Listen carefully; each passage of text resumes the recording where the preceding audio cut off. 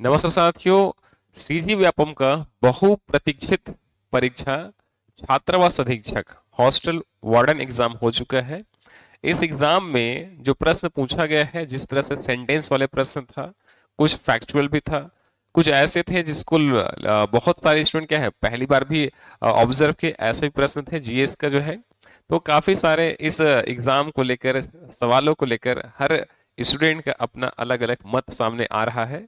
इसी कड़ी में मैं उपस्थित हूं आपका बाल मनोविज्ञान से जुड़े जो 10 प्रश्न पूछा गया था, उन प्रश्नों क्या उत्तर आएगा और उसकी व्याख्या क्या क्या है, उसकी हम चर्चा इस लेक्चर के माध्यम से करने वाले हैं। निश्चित रूप से आपका एग्जाम अच्छा गया होगा और जिस तरह से आपका कुछ प्रश्नों को लेकर डिबेट है, वैसे अधिकांश कैंडिडेट के प्रश्नों को लेकर भी डिबेट यहाँ पर सामने आ रही है। आइए देखते हैं बाल मनोविज्ञान की तरफ से यही सब्जेक्ट से क्या क्या सवाल यहाँ पूछा गया था। सबसे पहला हम सवाल देखते हैं। ये आप अपने सेट के हिसाब से इसको मिलान कर लेंगे। जहां तक मैं समझ पा रहा हूँ, ये सेट नंबर डी है। बाकी अगर अगर आपको प्रश्नों को लेकर कोई डिबेट है, तो कोई मतभेद है, तो आप अपने प्रश्न पेपर में प्रश्नों को देखकर आप आंसर मिलान कर सकते हैं। पहला प्रश्न हम देख रहे हैं यहाँ पर, जो निम्नलिखित में से किसने बालकों में संज्ञानात्मक विकास को विभिन्न चरणों में समझाया है। तो जहां तक आप समझ पाते हैं, आप इससे पिछला, अगर आप इस चैनल के पुराने वीडियो आप देखेंगे, तो हम संज्ञानात्मक विकास सिद्धांत जीन पियाजे डिस्कस कर चुके हैं। निश्चित रूप से इस सवाल का जो आंसर होगा जीन पियाजे होगा, ध्यान रखना। और जीन पियाजे कहाँ से है, तो आपको जानकारी है, स्विट्जरलैंड से आते हैं और इन्होंने ही संज्ञानात्मक विकास का सिद्धांत यहाँ पर प्रतिपादित करते हैं। इस इनका एक किताब है जो 1923 में आता है, ठीक है, 1923 में आता है, the language and thought of the child, the language and thought thought of the child नाम का किताब है। इसी किताब में इन्होंने इस सिद्धांत को प्रेजेंट करते हैं। 1923 की किताब है। 4 अवस्था बताते हैं, ध्यान रखना। पहला है सेंसर मोटर स्टेज है आपका, ठीक है, या संवेदी पेशी अवस्था भी कहते हैं इसको, जो है, जो कि जन्म से 2 वर्ष तक होता है। दूसरा है पूर्व संक्रियात्मक अवस्था है, प्री ऑपरेशनल पीरियड कहते हैं। नंबर दूसरा है कॉन्क्रीट ऑपरेशनल स्टेज होता है। फिर चौथा होता है, उसे हम बोलते हैं फॉर्मल, हम उसे कहते हैं, ध्यान रखना, ठीक है, औपचारिक हम इसे कहते हैं, ध्यान रखना है। तो 4 अलग अलग अवस्थाओं में इन्होंने संज्ञानात्मक विकास सिद्धांत को यहाँ पर समझाते हैं। आपको याद रखना है कि पहला भी सिद्धांत किसने दिया है, कि वो है जीन पियाजे का। सिद्धांत का नाम संज्ञानात्मक विकास सिद्धांत है। 4 अवस्था बांटते हैं। ये जो सवाल है, ध्यान रखना, जो टेट एग्जाम हुआ है हाल 2024 में, उसमें लगभग 6 से 7 सवाल जीन पियाजे के ही सवाल और उसके सिद्धांतों पर आधारित, उनके डेफिनेशन पर आधारित सवाल पूछा गया था। अगर आप हॉस्टल वार्डन में फर्स्ट टाइम सीडीपी पढ़ रहे थे, बाल मनोविज्ञान में पढ़ रहे थे, तो आपको इसी साल जो है जो टेट एग्जाम हुआ है, उसे जो क्वेश्चन पे में क्या क्या सवाल पूछा गया था, उसको ऑब्जर्व जरूर कर लेना चाहिए था। चलिए, तो ये हम देखें, पहला सवाल का आंसर होगा जीन पियाजे होगा। स्विट्जरलैंड से आते हैं, 1923 में किताब लिखी है, the language and thought of the child. इससे इसी किताब में इन्होंने इस सिद्धांत को बहुत अच्छे तरीके से ऑब्जर्व करते हैं, इस सिद्धांत की व्याख्या करते हैं, कि इन्होंने अपने बच्चों पर ही और जो पड़ोस के बच्चे होते हैं उन पर ही इस सिद्धांत का परीक्षण करते हैं और फिर इस सिद्धांत को प्रेजेंट यहाँ पर किया गया था। फिर हम बात करते हैं, सवाल नंबर अगला है, एरिक एरिक्सन ने मनोसामाजिक विकास के, एरिक एरिक्सन के मनोसामाजिक विकास के निम्नलिखित चरणों को के साथ किस तरह से बच्चों में द्वंद्व होता है, इसको सुमेलित करने पूछा गया था। एक तरफ अवस्थाएं हैं और उस अवस्था में बच्चों में किस तरह के मतभेद या द्वंद्व उनके मन में होता है, इसको आपको मैच करना है, सुमेलित करना है। तो जैसा मैंने पढ़ा होगा, जो इनफेंसी पीरियड होता है, शैशवावस्था होता है, उसका संबंध क्या है, विश्वास बनाम अविश्वास है। बच्चा जब शैशवावस्था में रहता है कि वो हर हर दूसरे लोगों से नहीं मिलता है, वो उन्हीं के संपर्क में जाएगा जिसको वो क्या है, कंफर्ट समझता है, बिलीव करता है। जहां सुरक्षित महसूस करता है बच्चा, उसी पास जाएगा, और जिससे सुरक्षित महसूस नहीं करता है उसके पास नहीं जाता है, ठीक है। तो विश्वास बनाम अविश्वास किसमें होगा, शैशवावस्था में आपका होता है, ध्यान रखना। तो आप एक से ही आपका आंसर निकल रहा था, देखा यहाँ पर जो है, तो एक में 4 आएगा, बाकी किसी में नहीं है। अधिकांश आप देखे होंगे इस पूरे हॉस्टल वार्डन एग्जाम में कई प्रश्न ऐसे जहाँ पे एक सिंगल आंसर के आधार पर, ठीक है, सुमेलित करने के आधार पर, खासकर एक को चौथा में मैच करना अधिकांश प्रश्न था। चाहे आपको बुक का नाम हो, जो poverty and un British rule in India, दादा भाई नौरोजी, उसमें पहला और फर्स्ट क्या मैच हो रहा था। तो वैसे यहाँ पर इसका आंसर भी क्या होगा, फर्स्ट होगा। हालांकि आप इसकी व्याख्या देख सकते हैं क्या होगा। तो एरिक एरिक्सन ने किताब लिखते हैं चाइल्डहुड एंड सोसाइटी, ये कब आया? 1950 में आता है, 1950 में आया था। क्या? चाइल्डहुड, ठीक है, चाइल्डहुड एंड सोसाइटी नाम से किताब आता है। और किताब कब आता है ध्यान रखना है आपको, जो है 1950 में आया। और इस किताब में इन्होंने मनोसामाजिक विकास की अवस्थाओं का उल्लेख करते हैं। ठीक है, अब इसमें से देखिए, पहला जो अवस्था है शैशवावस्था में विश्वास में अविश्वास से द्वंद बच्चे में होता है कि इनके साथ खेलना है, या हमको क्या है, अगर वहां पे सामने कोई व्यक्ति आया, वो उसको उठाना चाहता है, साथ में खिलाना चाहता है, तो हम खेलें कि ना खेलें, बच्चे में मतभेद रहता है। प्रारंभिक बाल्यावस्था की बात करते हैं, स्वायत्ता बनाम सर्वक होता है, कुछ काम हम खुद से करें, अगर कुछ काम हम कर नहीं पा रहे हैं, या कोई दूसरा हम क्या ऑब्जर्व कर रहा है, मुझे देख के हंस रहा है, तो क्या है, स्वायत्ता बनाम शर्म की फीलिंग बच्चे में होता है। खेल आयु में क्या होता है, पहल बनाम अपराध है। ठीक है, और फाइनली साले आयु में वो उद्यम में भिन्नता के भाव उसमें रहता है कि उद्यम मतलब कुछ करने के लिए, कुछ काम करने के लिए, होमवर्क करने के लिए, ठीक है, उसमें फीलिंग यहाँ पे होगा, या फिर हीनता का भाव होगा, जब नहीं कर पाएगा तो उसको थोड़ा सा अपने आप में इनफीरियर महसूस वहां बच्चा यहाँ पर करता है। तो ये हमने कुछ चीजों को हम मैच किए जो कि सवाल में आया हुआ था। तो पहला स्टेप मैच करते शैशवावस्था में विश्वास बनाम अविश्वास से भी आंसर आप यहाँ पर निकाल सकते थे। फिर आते हैं, ये बहुत महत्वपूर्ण सवाल है, बहुत ही स्पष्ट इसमें सवाल और उसकी व्याख्या किया गया है। अगर आप बहुत ध्यान से पढ़े होंगे तो आप इसको आसानी से आंसर इसका निकाल सकते थे। दिक्कत ये होता है जब हम एग्जाम हॉल में होते हैं, परीक्षा सेंटर में होते हैं, तो वहां पर हम ऑब्जर्व नहीं कर पाते हैं कि प्रश्न बहुत सरल है, प्रश्न बहुत कठिन है, हम हड़बड़ी में रहते हैं और इस हड़बड़ी चक्कर में कई बार गड़बड़ी हो जाती है। आइए देखते हैं सवाल क्या था। सवाल पूछा गया, जानकारी का साझाकरण गोपनीयता निजता विशेषीकृत संवाद के रूप में विभाजित किया जा सकता है। जो हम जानकारी को, ठीक है, हम साझा करते हैं उसको गोपनीयता प्राइवेसी के लिए, ठीक है, विशेषीकृत संवाद के रूप में क्या विभाजित किया जा सकता है। आपको इसमें दो बात बोला गया था, पहला कथन दिया गया, स्टेटमेंट दिया गया था, एसर्शन दिया गया था, और दूसरा रीजन दिया गया था। आपको उसको पढ़ना है, और कथन क्या उसकी सही दोनों सत्य है, सही उसकी व्याख्या करता है, क्या व्याख्या नहीं करता है, क्या एक सत्य है, अगला असत्य है, असत्य या सत्य, इस टाइप से 4 ऑप्शन दिया गया था, आपको ध्यान से पढ़ना था। गोपनीयता, ठीक है, परामर्शदाता का एक महत्वपूर्ण पहलू एवं नैतिक कर्तव्य है। बिल्कुल सही है। परामर्शदाता का महत्वपूर्ण, जो परामर्शदाता जो आप एडवाइस कर रहे हैं किसी को, तो आप क्या करेंगे जी, उसको उस आपके समय कोई व्यक्ति आया है अपनी बातों को बता रहा है, तो आप उस बातों को क्या करेंगे, प्राइवेसी बना के रखेंगे, लोगों को प्रचार नहीं करना है। क्लियर है? तो कथन क्या है, सही है। दूसरा, क्यों ऐसा? गोपनीयता परामर्शी को सुनिश्चित करती है कि जानकारी अनधिकृत प्रकटीकरण से क्या है, सुरक्षित रहेगी, और वे सुरक्षित और समर्थित अनुभव करते हैं। आपके पास कोई व्यक्ति आएगा, अपनी बातों को आपसे, अपनी पर्सनल निजी जीवन की बातों को आपको बताएगा, तो आप उसको सुरक्षित है ये आप क्या करेंगे, उसको आश्वस्त करेंगे, और आश्वस्त करेंगे तो अच्छा अनुभव करेगा, और आप भी क्या है, आपका और उसका संबंध क्या है, बेहतर बना रहेगा। तो कथन भी सही है और कारण भी सही है। ठीक है, इसलिए आपका इसका आंसर क्या होगा, ए होगा जो है। ठीक है, तो पहला, गोपनीयता परामर्शदाता क्या है, महत्वपूर्ण पहलू नैतिक कर्तव्य होता है। कोई आपसे कुछ चीज बता रहा है तो आप उसको क्या करके अपने पास तक रहे, उस प्रचार प्रसार न करें, इसलिए पहला सही है। कारण क्यों? क्योंकि ऐसा गोपनीयता परामर्शदर्शी को सुनिश्चित करती है, जो आपसे कुछ ज्यादा कुछ बात साझा कर रहा है उसको क्या करेगा, आश्वस्त करेगा, सुनिश्चित करेगा क्या, कि जानकारी क्या है, अनधिकृत प्रकटीकरण से क्या सुरक्षित है, मैं किसी दूसरे को बताऊंगा नहीं, आप क्या है, आप समझेगा यहीं तक मामला क्या हुआ, सुरक्षित है, और वे सुरक्षित और समर्थित अनुभव करते हैं, इससे वो अच्छा महसूस करे और खुलकर अपनी बातों को रख सकता है। तो कथन और कारण दोनों सत्य है, और कारण जो है, कथन क्या है, उचित स्पष्टीकरण करता है, इसलिए ए इसका राइट आंसर यहाँ पर होगा जो है। ये बहुत ही कॉमन है, हम डेली टू लाइफ में देखें जो है ये बातें हमको देखने को मिलता है। हालांकि हम वहां पर चीजों को कई बार पर्सनल लाइफ की चीजों क्या करते हैं, हम साझा कर देते हैं, लेकिन बात परामर्श की हो रहा है, इसलिए इस बात को ध्यान हमको रखना होता है। अगला जो सवाल है जो पूछा गया था, ध्यान रखना, रचनात्मक चिंतन की बात करता है, क्रिएटिव थिंकिंग की बात करता है। ठीक है, रचनात्मक चिंतन के प्रारंभिक चरणों में से कौन से चरण अनिवार्य रूप से सम्मिलित होता है या रहता है?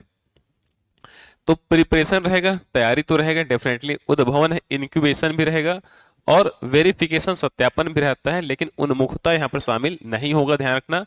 तो बी सी डी इसका राइट आंसर होगा, तो क्या है, डी इसका राइट आंसर होगा।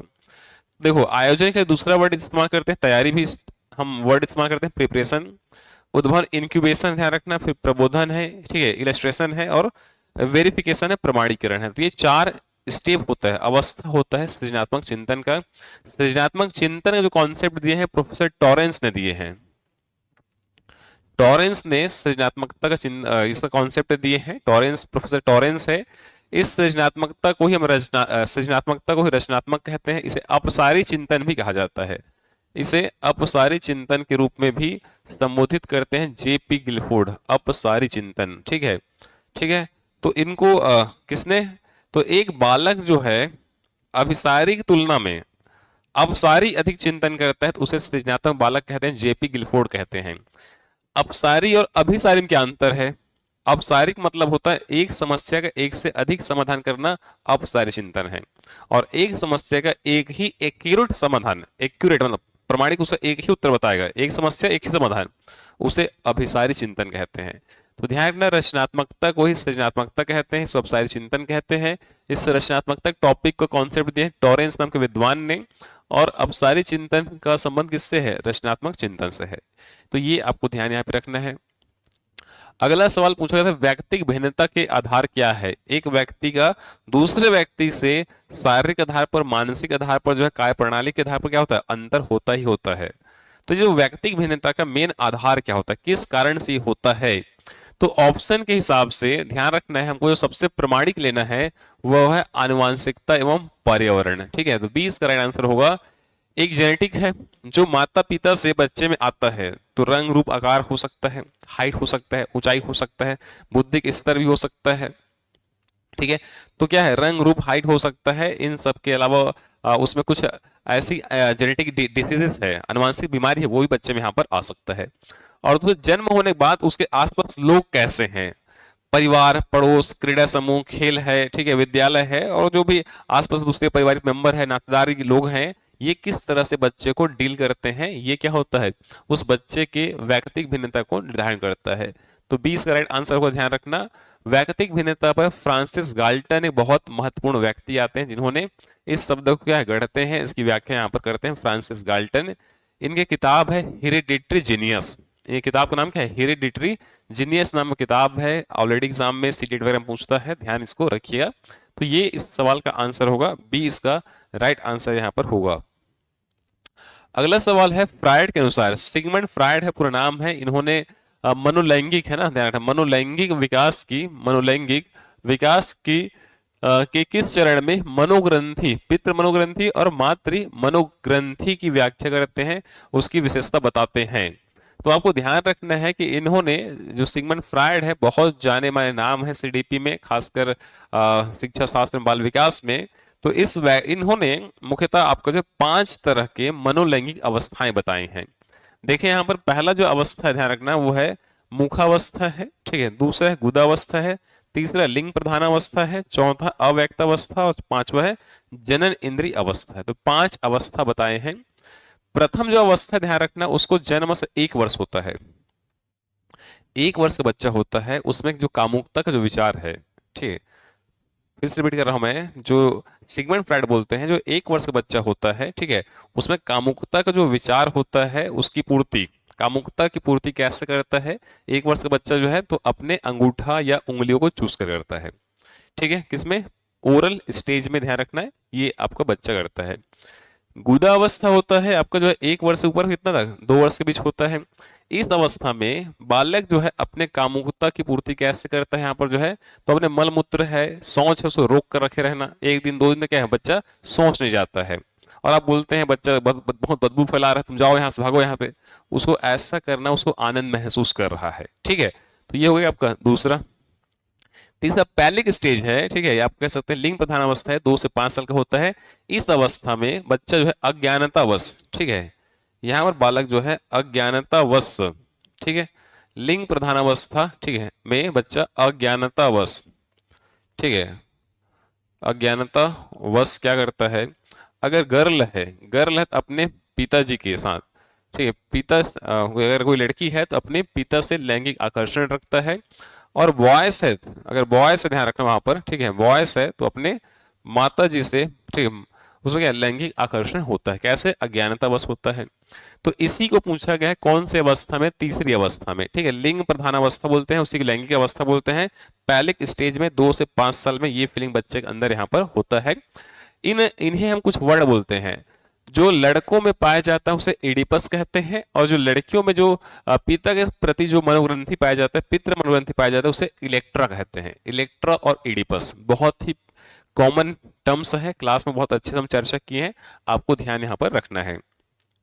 अव्यक्त अवस्था में जो 6 से लेकर 12 वर्ष होता है, इस अवस्था में जो बालक या बालिका है, वह अपने सहपाठियों के साथ रहना खेलना उसको अच्छा लगता है, उसे कामुकता के जो विचार है उसको संतुष्ट करता है। और जनन इंद्रिय अवस्था में क्या होता है, अपने से विपरीत लिंग के प्रति जो है एक मेल फीमेल का लैंगिक आकर्षण यहाँ पर होता है। ये सिगमंड फ्रायड ने अपने इस कॉन्सेप्ट में मनो विश्लेषणवाद के सिद्धांत में व्याख्या यहाँ पर करते हैं, ठीक है। तो इस सवाल का आंसर क्या होगा, सी होगा। फिर आते हैं नेक्स्ट, निर्देशन, डायरेक्शन प्रक्रिया के निम्नांकित चरणों को सही क्रम में व्यवस्थित कीजिए। तो हम किसी को डायरेक्शन देते हैं, निर्देशन देते हैं, तो कौन कौन से प्रक्रियाओं का अनुपालन हम यहाँ पर करते हैं। तो सबसे पहले देखा जाए यहाँ पर जो है, पहले तो आवश्यकता की पहचान करेंगे। इसमें क्रम हमको जमाना है, पहले क्या करना है, आवश्यकता की पहचान करना है। हम डायरेक्शन किसको दे रहे हैं, किस पर्पज से दे रहे हैं, ठीक है। तो पहला आवश्यकता क्या होगा, पहचान होगा। फिर उससे संबंध क्या होगा, जानकारी का संग्रहण करेंगे, ठीक है ना। तो देखो पहला आवश्यकताओं की पहचान, दूसरा जानकारी संग्रहण करेंगे, मतलब क्या पहले से बच्चा कुछ जानता है क्या, उसको पता करेंगे, फिर हम जानकारी प्रदान करेंगे, ठीक है। फिर तीसरा जानकारी प्रदान करना, फिर निर्देशन। फाइनली हम जब जानकारी प्रदान कर लेंगे, ठीक है, उसके बाद होगा निर्देशन प्रतिपादन। हम फाइनली अब हमको क्या, बच्चा को क्या करना चाहिए उसको बता देंगे, और फाइनली बच्चा अब उसको फॉलो कर रहा है कि नहीं कर रहा है, उसे बोलते हैं अनुवर्तन कहते हैं। हम जो बताए हैं बच्चा उसको फॉलो करता है कि नहीं करता है।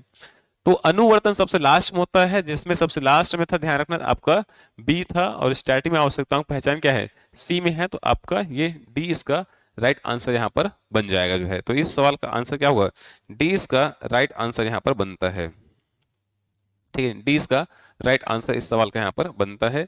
फिर अगला सवाल जो आया हुआ था उससे हम बात करते हैं, बहुबुद्धि का सिद्धांत का प्रतिपादन किसने किया है, ध्यान रखना। तो ये हार्वर्ड गार्डनर ने किया है। किसने, हार्वर्ड गार्डनर ने। इनकी किताब बहुत फेमस है, frames of mind, frames of mind, the theory of multiple intelligence.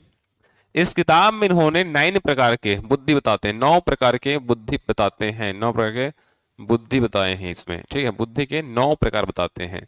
तो frames of mind Harvard gardener का बहुत ही महत्वपूर्ण किताब है, जिसमें इस सिद्धांत में इन्होंने 9 तरह की बुद्धि की व्याख्या करते हैं। और यही सवाल डायरेक्ट पूछा गया था, बहुबुद्धि सिद्धांत किनका है, हार्वर्ड गार्डनर का है। उसी को एच गार्डनर यहाँ पर लिख दिया गया है। आंसर यही होगा, ध्यान रखना।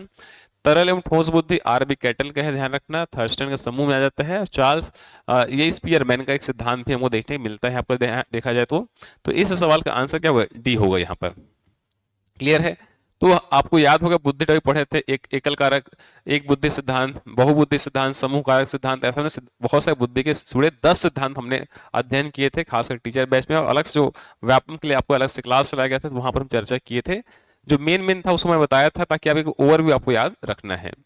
फिर आते हैं समावेशी शिक्षा में विशेष आवश्यकता जो बच्चे हैं, ठीक है, जो विशेष आवश्यकता बच्चे होते हैं वो, और दूसरा जो नियमित विद्यार्थियों के बीच में प्रमुख रणनीतिक पहचान करना। मतलब एक क्लासरूम में क्या है जी, हमने, आपको याद होगा शिक्षा के स्वरूप पढ़े थे। तो एक होता है विशिष्ट शिक्षा, एक होता है एकीकृत शिक्षा, और एक होता है समावेशी शिक्षा। तो 3 तरह के हमने शिक्षा पढ़े थे। इन समावेशी जो शिक्षा होता है, इंक्लूसिव एजुकेशन होता है। इसमें जो विशिष्ट आवश्यकता वाला बच्चा है, जो मंद बुद्धि के हैं या बहुत प्रतिभाशाली बच्चे हैं, वो भी बैठते हैं। और सामान्य बुद्धि वाले होते हैं, एवरेज बुद्धि वाला, वो भी बच्चा क्या है, बैठता है। तो उनको एक समय क्लास में बैठाएंगे तो हम कॉमन स्ट्रेटेजी क्या फॉलो करें, कॉमन हमारा रणनीति क्या होना चाहिए।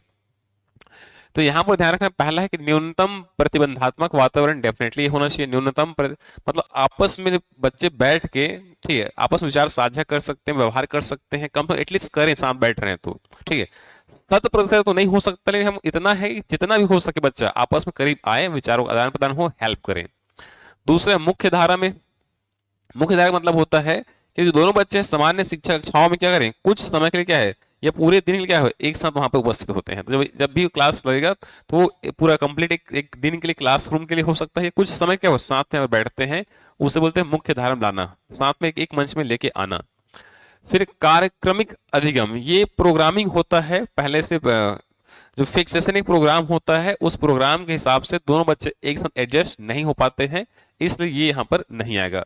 और पूर्ण समावेशन हो पाएगा क्या? नहीं, पूर्ण समावेशन नहीं हो पाता है। हालांकि इसको लेके डिबेट हो सकता है, कोई व्यक्ति ए बी अगर डी लगाया हुआ है तो वो भी एक अपने आप में सवाल हो सकता है। अगर ऑप्शन के हिसाब से देखें तो ए बी और डी भी आंसर में है, लेकिन ज्यादा बेटर होगा इसका जो सही आंसर क्या होगा, ए और बी इसका राइट आंसर होगा।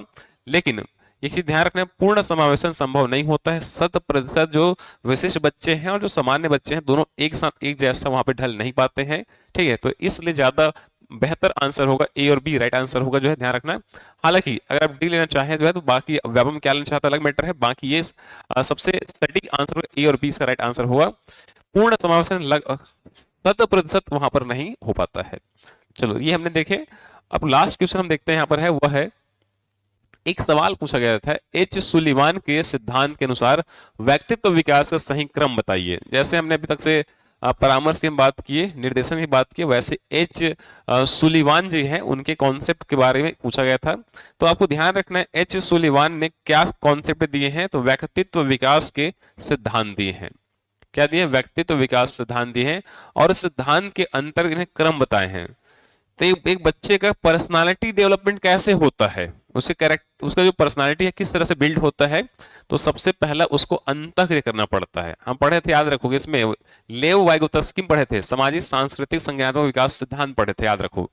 तो अंतःक्रिया क्या होना, एक बच्चा जहाँ पे है उसे आसपास जो लोग होंगे उसे जिस तरह से मिलता है, बातचीत करता है, अपने सामने व्यक्ति कुछ बोल रहा है, बच्चा कुछ समझता है, बच्चा कुछ बोल रहा है उससे सामने व्यक्ति समझते हैं। इस प्रक्रिया को क्या बोलते हैं? अंतःक्रिया कहा जाता है। मैं कुछ बोल रहा हूँ, आप समझ पा रहे हैं, ठीक है, तो क्या अंतःक्रिया है। आप कुछ बोल रहे हैं, मैं उसको समझ जाऊंगा, तो क्या होगा? अंतःक्रिया होगा।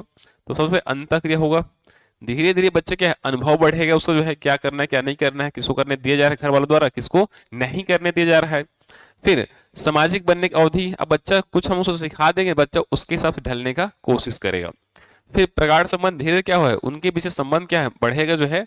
और फाइनली अंतर व्यक्ति संबंधों की पूर्णता यहाँ पर हो गई कि एक बच्चे का दूसरे बच्चे से या दूसरे व्यक्ति से किस तरह से रिएक्ट कर रहा है, इसकी पूर्णता यहाँ पर देखा जाएगा सबसे अंतिम में।